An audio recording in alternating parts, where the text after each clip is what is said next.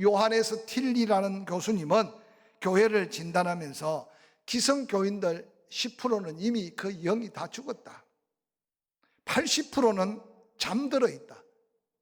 기성교인 10%만이 교회의 모습으로 지금 가까스로 세워가고 있다라고 부정적인 측면으로 교회를 진단했습니다.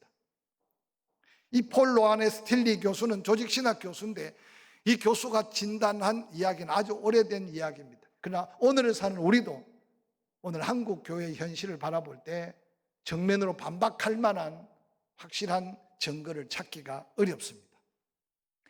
교회 소속된 기성교인들 중에 10%는 그 영혼이 이미 죽었다. 80%는 잠들어 있다. 겨우 10%만이 교회의 모습을 그저 가꾸고 있다라고 말했습니다. 더 나아가서 찰스 L. 알렌 교수는 교인 중에 20%는 아예 주일 예배를 출석하지 않는다. 25%는 생활 속에 기도하지 않는다. 35%는 삶 속에서 성경을 읽지 않는다. 40%는 하나님의 거룩한 명령인 11조를 하지 않는다. 60%는 기독교 서적에 관심을 두지 않는다.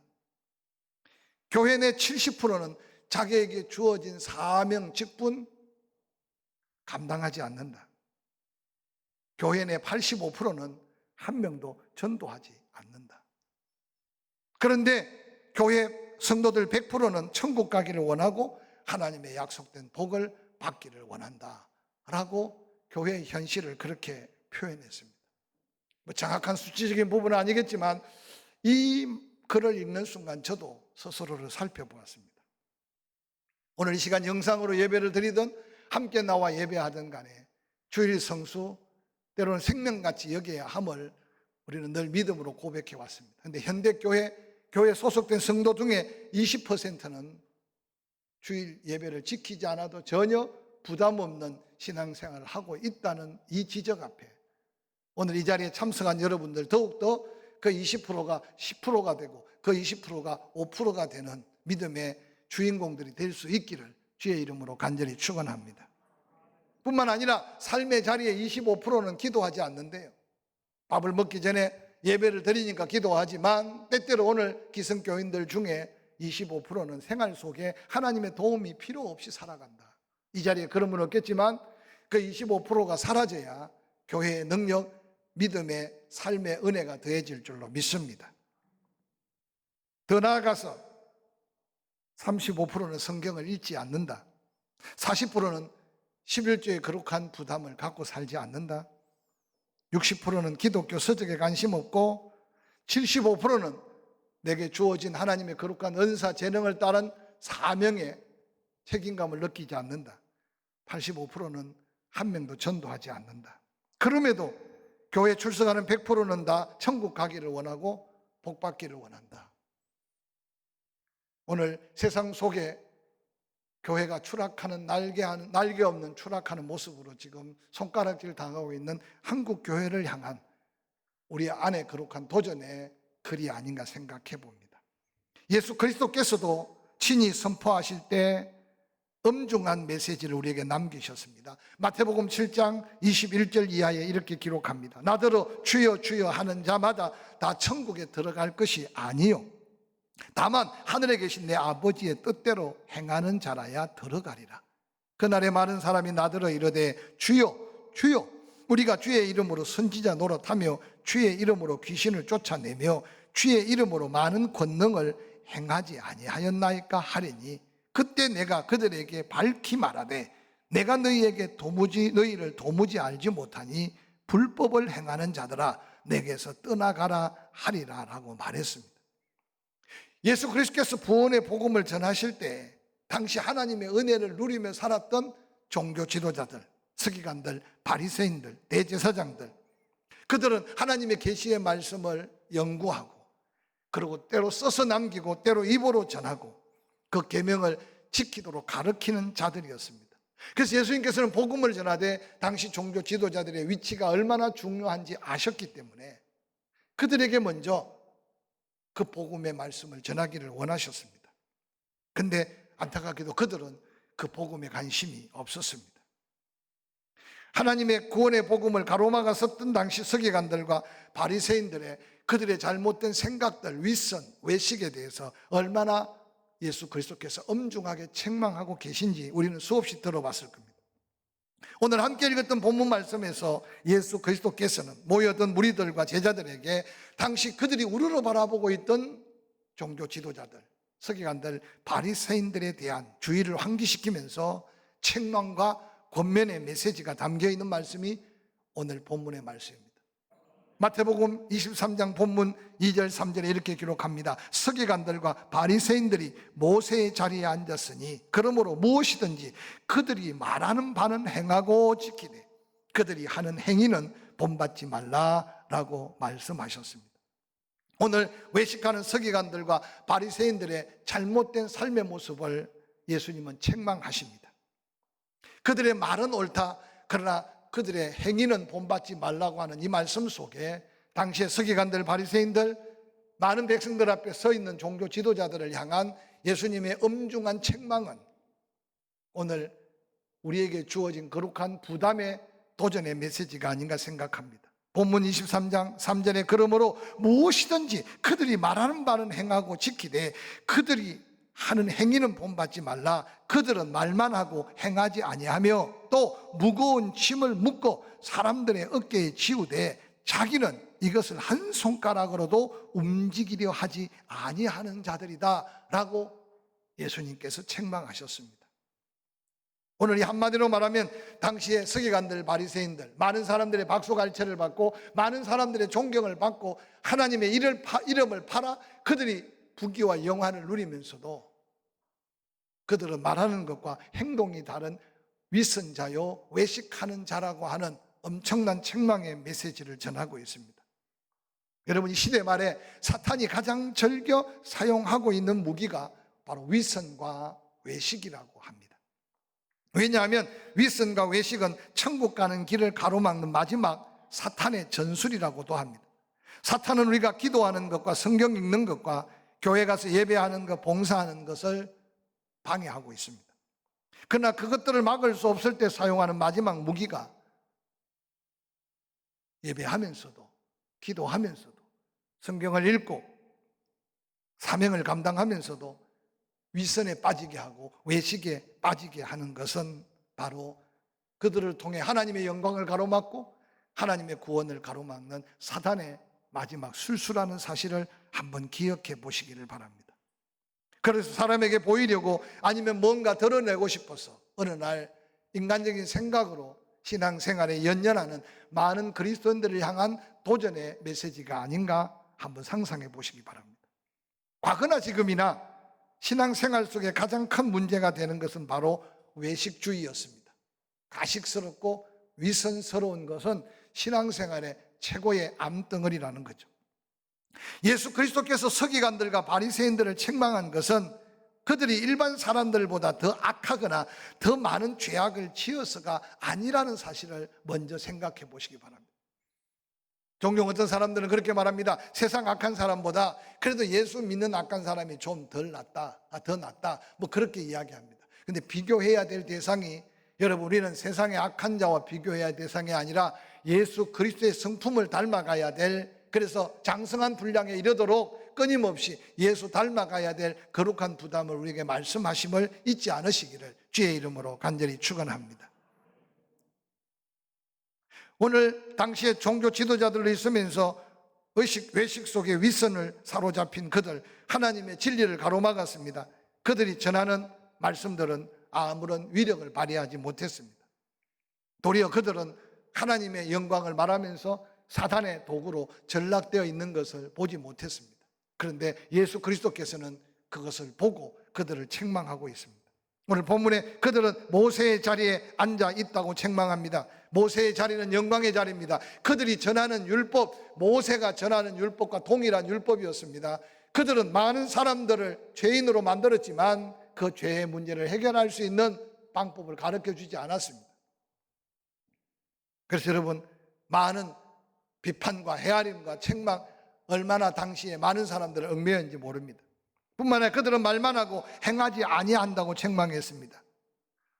사람의 행위는 생각과 말과 일치할 때 그가 바로 많은 사람을 감동시킬 수 있습니다. 말과 행실이 다를 때 위선과 외식이 따라오게 되어 있었습니다. 당시에 종교 지도자들은 말과 행동이 달랐습니다. 그래서 예수님은 그들을 책망하고 계셨습니다. 뿐만 아니라 그들은 무거운 짐을 묶고 사람의 어깨에 지우되 자기들은 한 손가락도 움직이지 아니하는 자라고 책망했습니다. 율법은 사람을 정죄하는 일입니다. 바로 가르치지 못한 율법이야말로 끊임없이 많은 사람들을 얽매이고 또한 짐을 지웁니다. 뿐만 아니라 당시 외식하는 서기관들과 바리새인들의 영적인 모습을 본문은 이렇게 소개합니다. 그들은 모든 행위를 사람에게 보이고자 하나니 곧 그 경문의 띠를 넓게 하여 옷수를 길게 하고 잔치의 윗자리와 해당의 높은 자리와 시장에서 문안받는 것과 사람에게 랍비라 칭함받는 것을 좋아하느니라 라고 구체적으로 그들의 위선과 외식에 가족단 종교 지도자들, 그들은 모든 행위를 사람에게 보이는 일에 관심을 다 가졌다는 겁니다. 그들의 경문의 띠를 넓게 했다는 것은 당시에 하나님의 말씀을 특별히 새겨서 옛날 호심패나 때로는 마패같이 그 경문의 띠를 두르고 다니면 저 사람은 온전히 하나님 말씀대로 사는 특별한 사람이다 하고 많은 사람에게 존경의 대상이었다고 합니다. 근데 그것이 더 자꾸만 넓어졌다. 그 띠가 넓게 되었다는 것은 자기 권위를 더 사람에게 보이려고 드러냈다. 오늘 우리에게는 이런 띠는 없지만 보이지 않게 자신의 받은 은사가, 때로는 자신의 받은 재능이, 자신이 가진 은혜들이 다른 사람에게 드러내 자랑하고 있지 않는지를 한번 돌아보시길 바랍니다.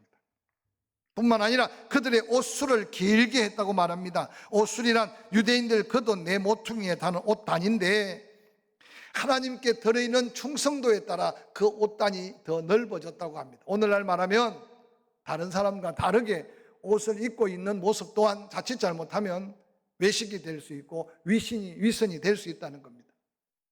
여러분, 종종 로마 가톨릭의 교황이 아직도 입고 있는 그 옷을 한번 보시기 바랍니다. 금액을 쳐도 어마어마하고 얼마나 화려한지 모릅니다. 종교개혁의 이유가 여러 가지 있지만 종교개혁 속에 그런 죄의적인 모습, 그런 사람에게 보이려고 하는 형식적인 모습을 오직 말씀으로 돌이키기 위한 게 바로 개혁자들의 종교개혁의 중요한 이슈였습니다. 전 세계 가장 복음적인 교단인 침례교단은 그래서 그런 화려한 모습들을 다 제거하고 만인 제사장, 저는 설교자에 있으니까 설교하고 여러분의 말씀을 들어야 하니까 어떤 하나님의 어떤 조직 속의 차이지 똑같은 예배자로 하나님 앞에 서 있다는 사실을 기억하게 하는 게 만인 제사장입니다. 할렐루야. 근데 어느 날 교회가 어느 날 자꾸만 뭔가 지계급화되고 뭔가 남보에게 더 보이고자 하는 모습 속에 위선과 외식이 다가올 수 있다는 도전의 말씀입니다. 스펄전 목사님은 한 시대에 복음으로 수많은 영혼들을 구원했던 목사님인데 위선적 신앙을 빗대어 이런 말을 남겼습니다. 비 없는 구름 같다. 위선은 한 방울의 물 없는 우물 같다. 라는 말을 남겼습니다. 오늘 세상 사람들이 바라보는 우리 신앙인들의 모습, 교회의 모습이 아닐까 한번 생각해 보시기 바랍니다. 언젠가 제가 말씀 중에 말씀드렸지만 대통령 입에서 코로나와 신앙은 별개다. 코로나는 과학이고 코로나는 세상적인 방법으로 접근해야 된다. 그렇게 설명했습니다. 저는 무지한 인생들이 하는 말로 이해할 수 있지만 그러면 코로나는 과학이고 코로나는 신앙과 별거 없다고 할 때 믿음의 사람들은 과연 어떻게 생각할까 저는 되묻고 싶어요. 세상 사람들이 생각하는 사고, 세상 사람들이 생각하는 자연재해, 세상 사람들이 단순하게 생각하는 질병과 하나님의 백성들이 생각하는 하나님을 기억하고 하나님을 인정하고 바라보는 세상 모든 재만상과 다르다는 사실을 세상 사람들은 지금 알기도 원치 않고 알려고 하지도 않아요. 저는 짧은 그 멘트를 보면서 제 가슴 속에 무슨 독을 마실지라도 해를 받지 않게 하고 죽은 자를 살리신 예수 그리스도의 이름은 지금 세상 사람들에게 기대조차 없는 이 시대 속에 우리의 믿음을 지킨다는 게 얼마나 어려운 속에 살고 있는지를 한번 돌아보시길 바랍니다. 당시의 종교 지도자들, 서기관들과 바리새인들 잔치 상석에 앉기를 좋아했다고 합니다. 당시의 잔치 상석은 바로 주인 바로 옆에 자리에 앉는 거라고 말합니다. 그들은 회당에서도 상좌에 앉기를 좋아했다고 말씀합니다. 즉 모든 사람에게 우러러 바라 보이는 것이 그들에게는 직분과 가진 은사의 전부였습니다. 시장에서 문안받는 것을 좋아했다고 말합니다. 어른 대접 받기를 좋아했다는 거예요. 또한 랍비라 칭함 받는 것을 좋아했다고 성경에는 말하고 있습니다. 오늘 성경에 등장하는 예수님 앞에 책망받는 당시의 종교 지도자들, 바리새인들이나 서기관들은 이처럼 자기밖에 모르고 자기만을 나타내는, 그들로 인하여 수많은 영혼들이 하나님과 멀어져가는 영적 세계를 안타깝게 여기며 책망했습니다. 당시에 책망받은 서기관들과 바리새인들, 남에 대해서는 신랄할 만큼 비판적이고 자신에 대해서는 지나치리만큼 관대한 무리들이었다고 예수님은 안타까워했습니다. 자기에 대해서는 지나치도록 관대하고 다른 사람에 대해서는 신랄하게 비판하는 그 무리들이 바로 서기관들과 바리새인들이었어요. 저는 오늘 이 말씀을 들으면서 우리에게 도전하는 음성이 없습니까? 저는 감히 여러분에게 부탁을 드리고 싶은 것은 코로나19로 인해서 비판의 소리, 때로는 탄식의 소리 지르고 싶지만 때로는 침묵하며 하나님의 음성 듣기를 더 사모하는 영적 회복이 있기를 주의 이름으로 간절히 축원합니다. 우리가 때로는 코로나19 정책에 함께 동참하는 것은 하나님의 영광을 가리지 않고 교회 예배가 문이 닫히는 것을 막기 위해서 몸부림치는 거지. 정부가 시행하는 정책이 다 옳아서 또한 그 정책에 따르지 않으면 엄청난 손해를 보기 때문이 아님을 스스로 인정해 가면서 우리는 어떤 모습으로 예배를 드리든지 간에 그 예배만큼은 하나님이 온전히 받으실 만한 영적 산 제사를 드려야 한다는 사실을 조금도 잊지 않으시기를 주의 이름으로 간절히 축원합니다. 감사하게도 주일 저녁, 수요일 저녁 영상 예배에 참여하는 사람들이 조금씩 늘어가서 목사로서 한마음에 조금은 위로는 되지만 그러나 그 가운데 자꾸만 예배에 무감각해지고 예배에 무관심해질까 봐 얼마나 마음이 졸여지는지 몰라요.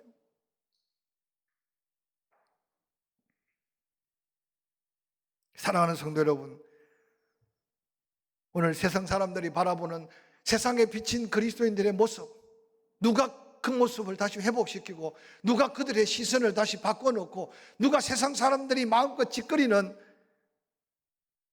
그들의 말을 하나님의 영광 가리지 않게 바꿔놓을 수가 있겠습니까? 바로 우리 한 사람 한 사람의 영적 새로운 계획, 우리 한 사람 한 사람의 믿음의 새로운 회복, 그래서 우리의 삶에서부터 먼저 하나님의 영광을 드러내는 삶이 아니면 이 무너져 버린 것 같은 교회 위상을 우리의 후손들에게 물려줘서는 안 될 우리의 거룩한 부담이요 사명임을 잊지 않으시기를 주의 이름으로 간절히 부탁을 드립니다.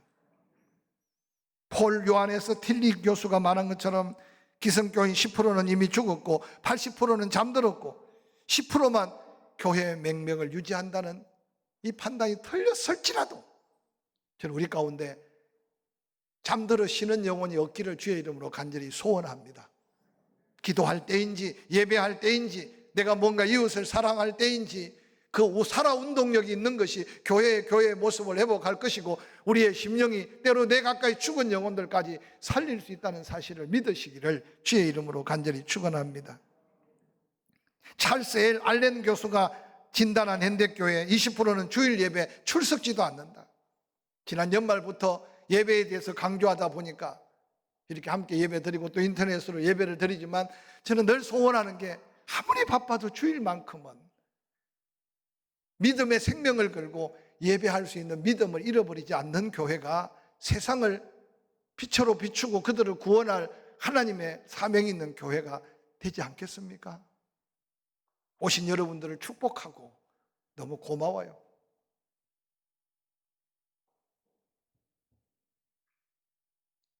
25%는 기도하지 않는데요. 35%는 성경을 읽지 않는데요.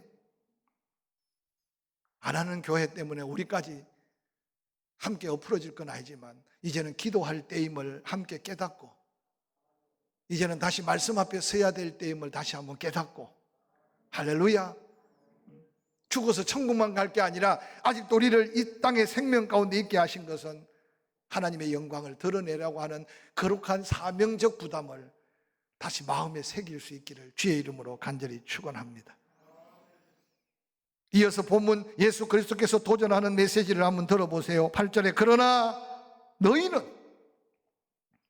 너희는 지금 예수님 앞에 듣는 무리들 제자들을 향해 오늘을 사는 우리에게 향하기를 랍비라 칭함을 받지 말라. 너희 선생은 오직 하나요 너희는 다 형제니라. 땅에 있는 자를 아버지라 하지 말라. 너희 아버지는 한 분이시니 곧 하늘에 계신 이시라.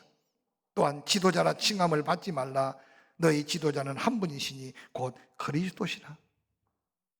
쉽게 말하면 명예 너무 좋아하지 말라는 말이에요. 사람의 박수, 사람의 칭찬 너무 거기에 마음 두지 말라는 거예요. 사람 눈치 보며 살지 말라는 거예요. 왜냐하면 우리는 다 똑같은 형제다. 직분은 더 섬기라고 준 것이고 은사는 더 하나님 주신 사명이 크기 때문에 많이 받은 자에게 많은 것을 요구하실 심판이 있음을 기억한다면 서로 격려해가며 서로 사랑해가며, 땅에 있는 사람 아버지라고 하지 말라는 것은 하나님 외에 다른 것에 너무 기죽고 살지 말아라, 우상 숭배하지 말라는 말도 여기 있지만 하나님보다 더 인간을 존경하지 말아라. 사랑하는 성도 여러분, 지도자라고 칭함도 받지 말아라. 너희의 지도하는 지는 바로 예수 그리스도라고 하는 말은 정말 우리가 서로 형제요 자매요 함께 하나님의 영광을 돌려야 될 거룩한 사명자라는 사실을 잊지 말라고 하는 이 권면은 오늘 한국교회 새로운 하나님의 도전의 메시지가 아닌가 생각해 봅니다. 예수 그리스도께서 너희 중에 큰 자는 너희를 섬기는 자가 되어야 하고 너희 중에 누군가를 높이는 자는 낮아지고 너희 중에 자기를 낮추는 자는 높아지리라는 온유하고 겸손하신 예수를 본받아 간다면 우리는 다시 한번 교회 안에 교회답고 세상 앞에 교회가 바라보는 교회의 모습을 회복할 수 있는 포항침례교회가 될 수 있기를 주의 이름으로 간절히 축원합니다. 서기관들 바리새인들 당시 종교 지도자를 향해 예수님 말씀합니다. 23장 본문 13절 화 있을진적 외식하는 서기관과 바리새인들이여 너희는 천국 문을 사람들 앞에서 닫고 너희도 들어가지 않고 들어가려고 하는 자도 들어가지 못하게 하였느니라.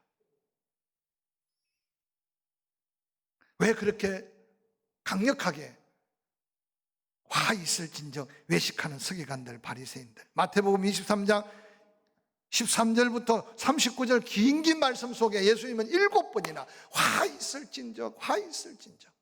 왜 당시의 종교 지도자들에게 그렇게 애달프게 하나님이 진노의 심판을 말씀하셨을까요?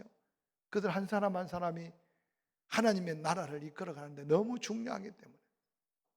저는 이 말씀을 마무리하면서 오늘 한국교회를 향해 하나님께서 화를 피해갈 수 있는 도전의 음성으로 들어야 사람이 마음껏 하나님의 영광을 가리지 않고 세상 사람들이 입이라고 짓거린다고 말이 되지 않는 교회의 위상을 회복할 수 있을 줄로 저는 확실히 믿습니다. 하나님께서 원하시는 그리스도인의 모습, 세상 속에 그리스도의 모습은 어때야 될까요? 마태복음 5장 13절 14절에 세상에 빛이 되라 소금이 되라. 너무나 우리가 잘 알고 있는 말씀대로 그렇게 말씀하셨어요. 이 한 주간 소금의 사명으로 내가 이웃에게, 소금의 사명으로 내가 직장에서, 소금의 사명으로 이 지역 사회 앞에 우리가 어떻게 살아야 할지 성령의 지혜를 배워가며 다시 한번 세상 앞에 비춰진 그리스도인의 모습을 새롭게 단장하는 저와 여러분이 될 수 있기를 주의 이름으로 간절히 축원합니다. 빛이 되래요. 고린도후서 2장 15절에 예수 그리스도의 향기가 되래요. 고린도후서 3장 3절에 예수 그리스도의 사랑의 편지가 되래요. 오늘 이 하나님이 원하시고 그리스도께서 우리에게 부탁한 아름다운 세상에 비친 그리스도인의 모습을 다시 회복해가는, 그래서 하나님의 영광을 다시 더 높이는 저와 여러분의 한 주간 남은 생애가 되기를 주의 이름으로 간절히 도전합니다.